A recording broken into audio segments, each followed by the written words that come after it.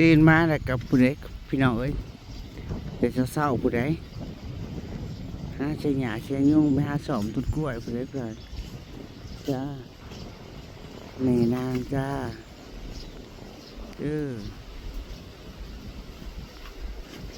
ไปสิมาตาดนางคะ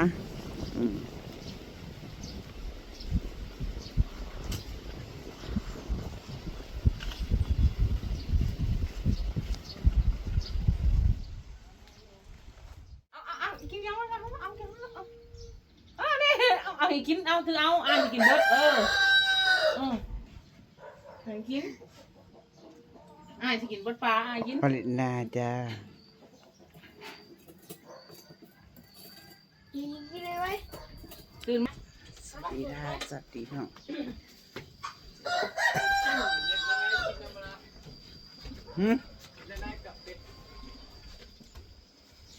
เฮ็ดแบบเก่าแล้วอยากกินแบบเก่าตะอันนี้สิทอนคนเช็ดยังดอกน้องตกระวังนะฮะจะได้กะขอบคุณนะคะขอบคุณพี่นายด้วยจ้า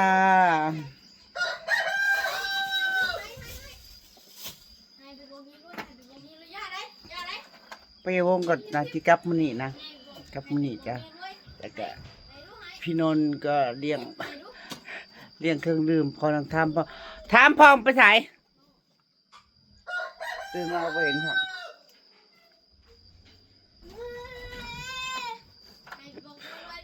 บวงตื่นมาก็ไปจุนเขาสวนไปถานางนางกันยังมานั่ง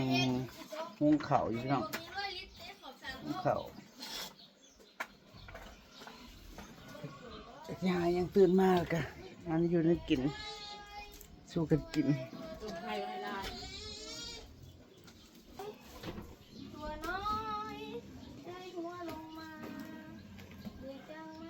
สิปูสา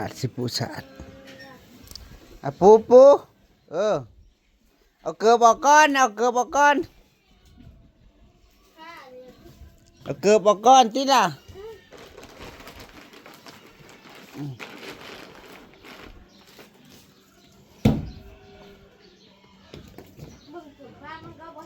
ใส่ดีๆด้วย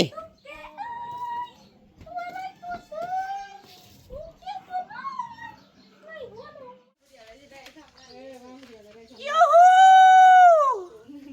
กล้องอย่างเด้กล้องบักไงจากใครเอ่ยนางสีกับพวกแกมาหายเมื่อวานนี่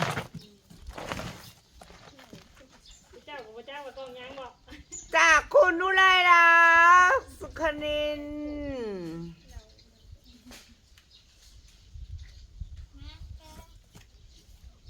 แต่ยังตะลุนบ่อำเภอเมืองภูเก็ตจากภูเก็ตจากภาคใต้เขาประเทศไทยภูเก็ตขอบคุณหลายๆนะจ้าบุหูยังได้ไปข้างในเนาะจ้าขอบคุณหลายๆขอให้ร่ำรวยบ่เจ็บบ่จนเด้อค่ะคุณพี่อุไรรัตน์สุขสนิท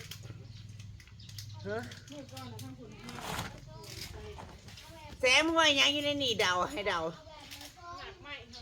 หมากไม้เป็นนักหลายมื้อแล้วเป็นอาทิตย์แล้วโมเมนต์ค่อยปลอมบอกโมมีผัวเอ้าเจ้ากระดวงดีเลยดวงดีบุยเนาะโอ้ยมาฝ่ายแล้วจ้าอาจจะเป็นเนื้อกินนี่แหละเรื่อยแล้วปากมาให้เรื่อยแล้วบอกว่าลายมือเดี๋ยวบอกว่าน่าจะถึงกุบลแล้วแหละ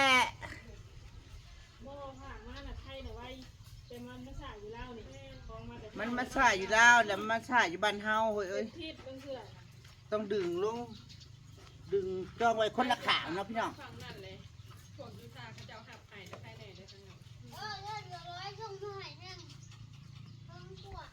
ส่วนมากกับของไอซี่จ้องมาให้จากไทยกับพี่น้องมันเขาบ่แม่นชงมอดพังแล้วเขาส่งขามหรือไหนบ่แม่นเด้เขาต้องรอของเขาหลายๆก่อนพอเฮือก่อนเขาจะค่อยเอาขามมาทีเดียว เฮ้ยเคยเอฟซีเคยผากทุเรียนมาให้เป้าเฮิร์นกินบริจักหมาก มันหลายมือมันเน่า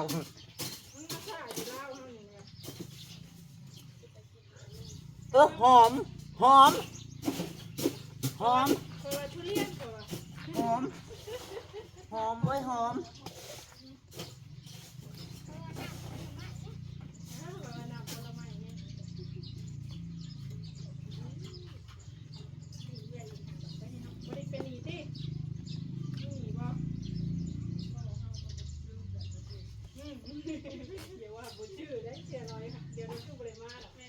เพื่อนว่าผลไม้พี่เนาะ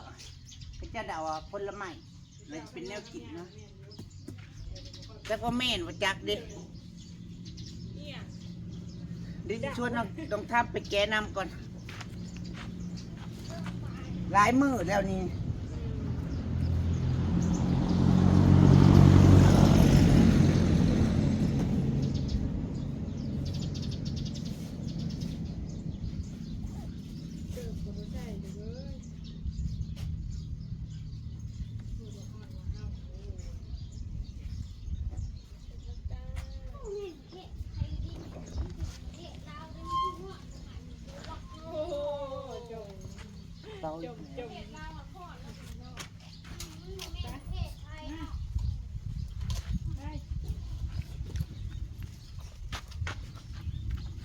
นี่สิไปเลยลืมกล้องบ่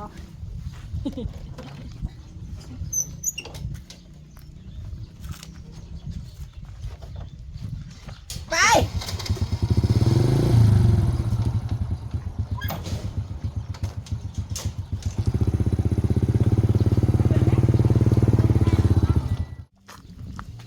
พ่อใหญ่เอ้ยลงมาแกะเอาให้ดีกว่า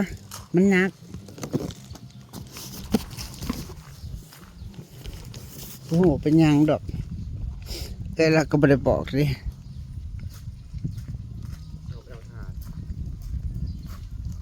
ไรนะมันหนักกัน สบายดีพี่น้อง เดี๋ยวไปก่อนเดี๋ยวจะ สวัสดีค่ะแม่ กลับไปบ้านอีกก่อนซะไปเอาทานกับหยังก็มาหุง มะฮุงอยู่นี่ผมมีนะมันตอนนี้ จะชิมาแกะนางมาหอดมึงก็บอกแปลกล้องมึงมาแกะนางว่าคันนางบอนางก็ลืมอีกคือกันนะจ๊ะนางแบกมากับพัวนางก็ด้วยขอบคุณคนที่แบกมานะคะค่ากล้องเขาฝากมามันกล้องใหญ่แล้วก็นักพร้อมค่าเหื่อค่ายังมาถ่าถึงบ้านเฮาทุกตกถึงมืออย่ามาแล้วค่ะ200นะจ๊ะเนาะมันก็ขึ้นอยู่กับน้ำหนักแต่ละกล้องแต่ละอย่าง ครับ แต่บ่ฮู้หยังนี่ให้ชวนน้องทำมาอยู่น้องทำไปแก้กล้องจะยังข้างใน มวนค่อยปลอมบ่ โอ้ยจ้าดูคันแม่น บ่แม่นค่อยปลอมบ่พี่น้อง จะเอาไปเฮ็ดอะไรเนาะบ่เคยเล่นกับของปลอมเขาไปเฮ็ดอะไรเล่นกับของปลอม บ่ช่วงนี้เราก็บ่อยากได้ปานใดดอกพี่น้องเพราะว่ามันยังมีมะเขือยาวอยู่มะเขือยาวเบิดมื้อไหนละฝากมาให้เรานี่เด้อ มารุนจ้าเฮ้ยกันค่อยปลอมไม่ใช่เอาน้ำกูเยอะ จักบาท แล้วก็มี อาหารปลาเลี้ยงอย่างตัวนี้นี่ โอ้ยเดี๋ยวใส่แปลกเฮ้ยไม่ใช่แปลกเป็นนัว จักบาทเด้อ โอ้ย2 ชิ้น5 บาทถึง30 บาทเนี่ยใส่เพราะว่าเขาซื้อว่าพวกแปลกเป็นนัวพอดีเลยประมาณนี้แหละนะพอดีเลย อ๋อเหนื่อยนอนคือมีแต่อยากนอน แต่มันเป็นชั้น เนี่ยใส่ปลาแดกอีหยังกับสุนัขแท้ แต่นักน่าจะเป็นพวกของไส้เนาะโอ้ยจริงๆแล้วในใจน่ะอ่านเป็นแวบๆขอสาธุหมักทุเรียนเด้อหมักทุเรียนแน่เด้อ เรียนมันก็มีกลินเลยเฮ้ย เนาะ ทุเรียนอันนี้มันมาจากไหน กระมังสักใจ ชูจุ่มบ่มีกระมังบ่ พิซแมนมีตะโกนบวงโทอุซามเทคูสุลาโอ้ยหูบวงอีกนักนี่มานักบวงอย่างนี้ซ่อนเงินซ่อนทองเหรอ แม่น นัก บ่บ่ แท้ โบแมนบวงปอนกระสอบกระสอบมีแต่หมอนทำลูกทำนี่นี่อยู่ ป่าป่า ของฟอร์มมันต้องมีแหละอยู่ในนี้สักอันนะถุงมืออันนี้สระถุงมือดำโอ้เนี่ยนักๆเลย คนแห่งกระดำยังเอาถุงมือดำมาอยู่ เอาไอ้จับมากินนั่นดิ ขนาดประทันได้มีเฮือนได้เนี่ยพี่โอ้ยขนาดถ้าได้ขึ้นเฮือนอยู่ได้นี่โอ้ดีแต่ยำมันแตก น้ำแท้ ดีแต่บ่แห้งเห็ดแห้ง ใส่น้ำขับปุ้น โอ้ งามดีแต่ว่ามันคือหนัก แต่มันก็เป็นกับพลาสติกแข็งเลย ใส่โอ้ผัดสติ๊กบ่เอากินเป็นกินนะ ใส่พัด มากะลิยังอีกเนาะบัดนี้ ปลาขนาดตู้บะวงกับท่านได้เอามาได้นะบริมองไว้แล้ว ตู้ยัง ตู้ใส่กับข้าว อ๋อ มันเซ่แล้วนะ อันนี้มันเซ่แล้วมันสิฮักแล้วนี่นะ มันใส่นักหลาย ตะลิวตะพุกทับพงทับทีโอ้ยถั่วจนเขาเรียงงามเลยมีอย่างอีกเท่านี้นะเคียงอีกเฮ้ยใช่ไหมปลาเคียงน่ะก็เป็นตะยานฟ้าดังใช่ไหม นั่งแม่งสเตนเลสบ่ นั่งตุยบริยูใกล้ได้นี่พีดเป็นแต่เชื่องเด้อไปเสียวถามฟ้าดังอ่ะงุ้มลงอย่างสิ อันคือเขียงมันคือเป็นอันนี้ แง่งขิงตัวเองได้อีกอย่าตกใจตัวเองเด้อ มันคือแหวน เคียงสเตนเล เคียง ส แหวนเห็นผี สงสัยเขาเห็นเคียงอำมาลาอยากเป็นมะเร็งมั้ง กะแม่ เคียงไหมอยากเป็นมะเร็งมั้งเราเลยซื้อเคียงมาให้ ซ้อนส้ม ตายสิกล้าใส่บ่เคียงกับเคียงเพศนั่นเด้ เป็นคือโตนี่เนาะบางเถื่อกันแค่แม่นว่า นี่จะของแท้นะ เออ เมเซียวเจ้าอย่าไปแค้นตัวทีเทอแดนเด้อฟ้าเหลื่อมนะ แท้วันนี้นี่กะ เรื่อง เบิ้ง ในที่สุดก็ได้เคียงสักที โอ้ยนี่ก็แบบดีไม่ใช่แบบดีเลยนะนี่ดูสิ หนูบงฟองมันนักนะปฏิโทหุ่นเลิศสแมนแตนเร็วกัน ลองมึงด้วยเลย นี่แหละพอดีเราพัดเลยนี่เอาไปพัดเลยนี่ ลองมึงด้วยแข็งเยอะ เอาไปใส่เลยนี่มันขาดได้แบบ เป็น นี้ ผักแบบนี้ มันแข็งของแข็งสดขาดอะไร ลองมึงด้วย เป็นอาวุธก็ได้เฮ้ยเคาะโคยโจร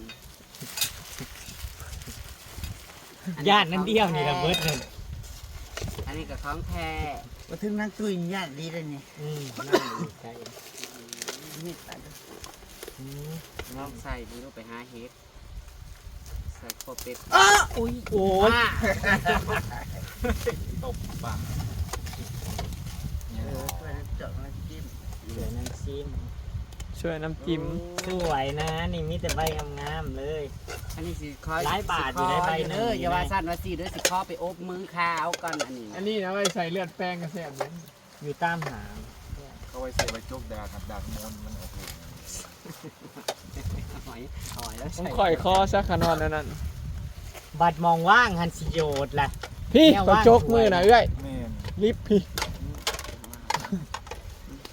ใส่ อุ้ยบาดเงินแล้วนี่คือ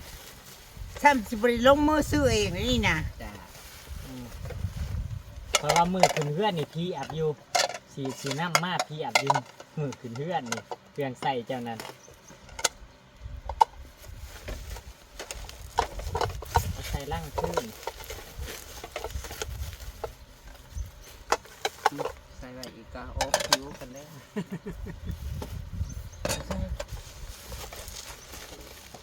แต่ใส่เฟอนะครับ กินเฟอขักขนาดได้นี่กินเฟอขักขนาดนี้ใบนี่นะ อืม ไม่ฟ้านะอีกนะไม่น่าละมันห สวย นัก อย่างนี้แล้ว กระซ้ำนะเอาไปใส่เห็นโมนี่กระ เอ้ย ซ้ำ แล้วก็บอกบ่ได้ว่าเลยว่าคืออีหยังต้องใช้ให้ทารุ่นเองอันนี้เราไปใช้ อันนี้ก็เอาไปใช้นี่ นั่นน่ะเอาไปสับผ้าอ้อมลูก เที่ยวคน ไปชักปลอมหรือมันจะบอไปได้ชักอย่างนี้มันน้อย สับกางเกงในฟูวะ เรื่องนี้คืออยู่ถ้าว่าลูกมันคือสิบ่มีดอก กางเกงในพัว สับกางเกงในฟูวะ แต่พี่ผัว อันนี้โมเมนต์ใส่39บ่กันน้อยกว่านี้ 2 4 5 ใบหนึ่งกับใส่เสือหน่อยนี่อ่ะใบหนึ่งกับใส่กางเกงในฟูวะ น่ารักจังเลยไม่เซียว โอ้ยมันเหนียว ตำหมวกกันนอก มันเหนียวผักนั่นแบบนี้ สมวกกันนอก เหนียวบนเหนียวแบบนี้ของ ภาคเลยมันคล้องแท้แอนมันภาค คือใส่ไปดำนาก็ได้ได้คน ดำนั่นเลย เหนียวแบบ เหนียวใส่ หน้าบ่มีน้ ใส่ทุ่นอะไร ตีนเหยียบโอ้ยไอ้สุกไอ้ตีนเหยียบว่าชมพูว่ารถเหยียบมันก็ยันบอสอ่านอยู่นี่นะ ำบ่เหลือ เขาแตกง่ายด้วยว่าใบมันแค่แน่ใหญ่ไม่ค่อยกันเสร็จแล้วไปพัดก้อนบาทที่นี่ กลางคืนไม่เซียวกี่ข้าเอาห้องเขาห้องนั่ง นี่ไงจะพัดอันมีโคราชชูสโตกินไปพัดมีโคราช กินข้าวกับ ทานเพื่อนกับบริมีทานนะมีแต่กาบไม้อีมือในบริติด ไผ่ ทาน มันซื้อทานซื้อกาบทาน มีแต่กาบไม้อีจักไม้อีหยังบ่ฮู้ กระบอกมีพ่อยกวดได้ทั้งแต่ได้อีมานี่กะแม่ไม่ได้กวด เหลือพ่อย ยัง พี่ ไม่ น้ ก อ วด ง อีกแล้วโอ้ง เหลือไม่ก ก ว ว ด ดขยะอีกแบบนี้นะ เหลือไม่กวดกับแนวดูดฝุ่นแล้วก็แนวกล้วยขยะอืม ย่างอีกบ่ อืม บ่วงจะแน่มึงรู้ย่างอีกยังอยู่บ่ เด้นี่พาตั้งนี่นะ อ๋อผ้าม่านอีก โอ้ยผ้าม่านก็ขาดแล้ว อันนี้ก็เป็นกระจกก็ได้เด้อจ้าเวลาพัดไปแล้วก็หนาเยอะเอาไปเที่ยวจัด ขาด พัด บ่ ออก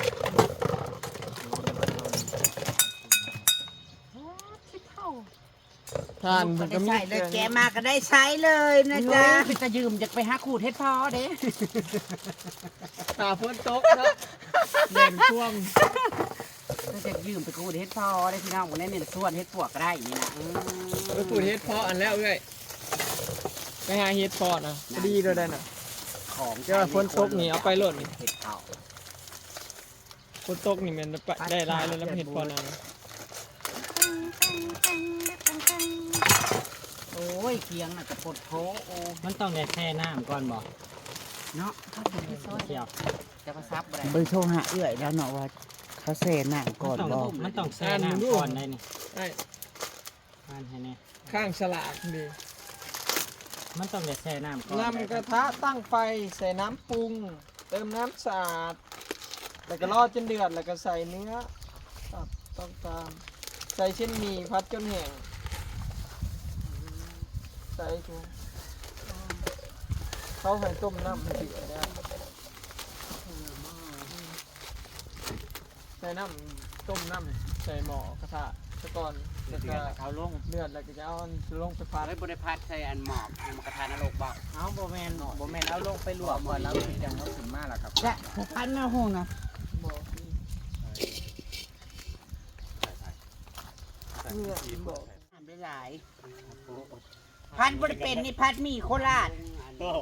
ว่าสิมาเพิ่นสิเลี้ยงอย่างเนาะบ่ได้เนื่องในโอกาสเด้นี่เพิ่นสิเลี้ยงทรงโมเพิ่นสิกราฟนี่สิเลี้ยงเพิ่นสิกราฟนี่แหละบ่คือน้องเลี้ยงทรงละสอนเฮ้ยสิเลี้ยงทรงเพิ่นยังบ่เตรียมยังนี่อยู่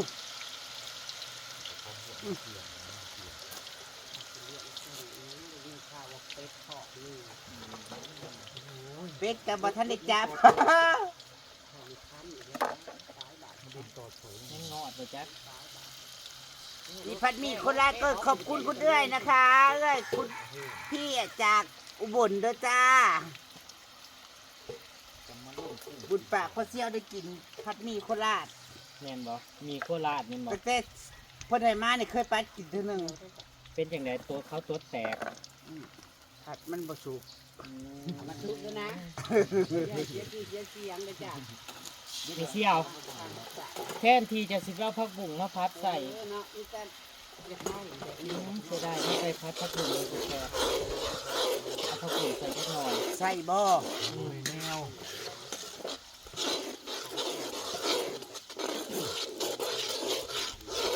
ต้องใส่ไข่ใส่หมูเอาหมูมา ใช้ละหมูน่ะไม่ใส่ เขาว่าไข่อ่อนๆได้เขาว่า สำนั่นเลยเอาโลเจ้ากับข่วงตะลิ้วให้มันแน่ๆตีละข่วง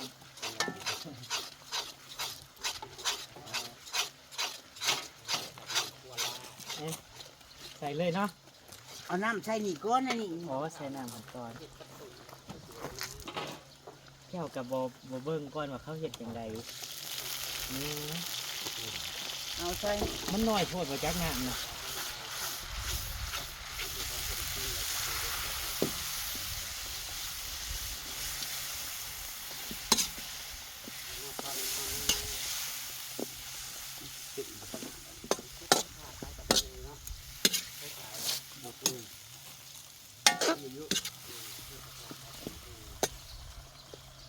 ให้อุ้ยที่พัดกระบอกนะ อย่ามาใส่ร้ายเลยใส่หยดเบิ่งทุกตัง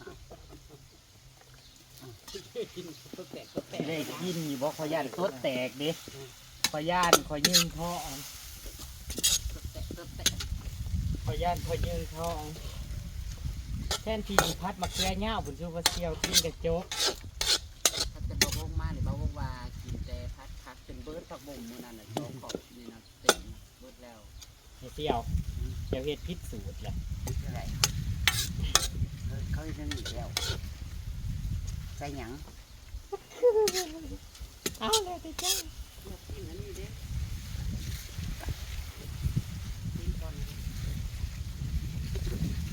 เพราะว่านี่นี่เสร็จนี่วัดมันลาย เอื้อยแล้วโทรมาบอกอยู่ว่าแล้วว่าเก๋แล้วบ่ต้องแช่น้ำบ่ลงเลย เวลาขัวน้ำมันใช้น้ำที่ได้หลายนี่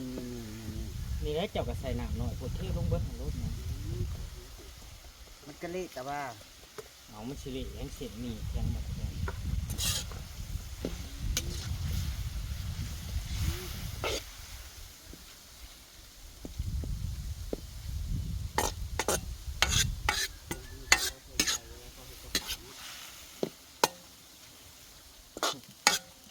ไปใช้นะจ้า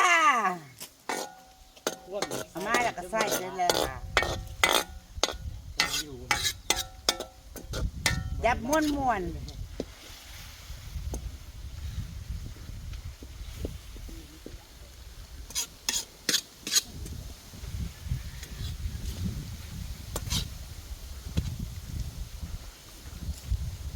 ก้าวบ่ถือแล้วสิมาใส่น้ำเดียวโลดนั่นดิ มันจะแตะเด้อ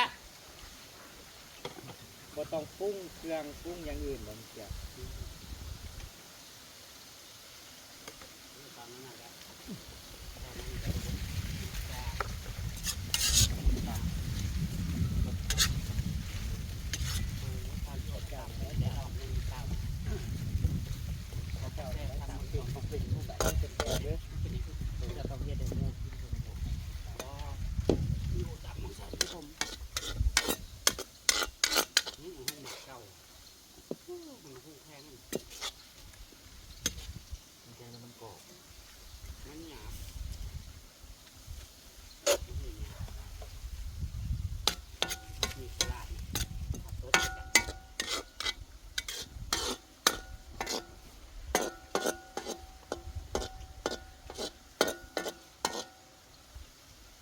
เคยกินรับพาจะกินกับเกลือหรอไปกระมาไหนเตรียมต้นแต่มาถ่วงตรงนี้ว่ะจะมีเป็นเถือ ก่อนเลยลืมอันนี้จะกิน เข้าไปเข้าอยู่นะ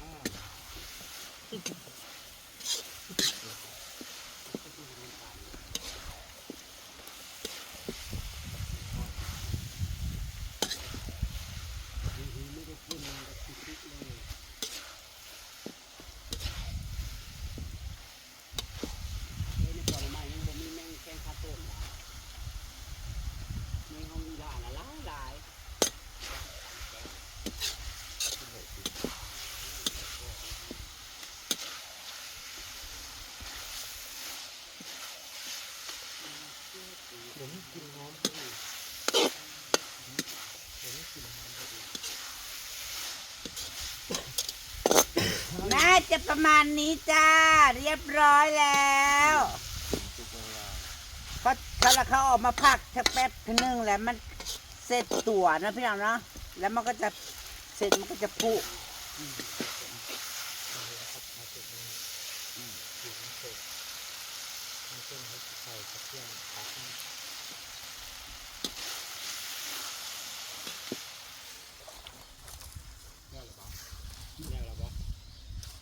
มันเสร็จตัวก็บัด ร้อยแล้วจ้า นี่ไงใครบอก นี่ไง นี่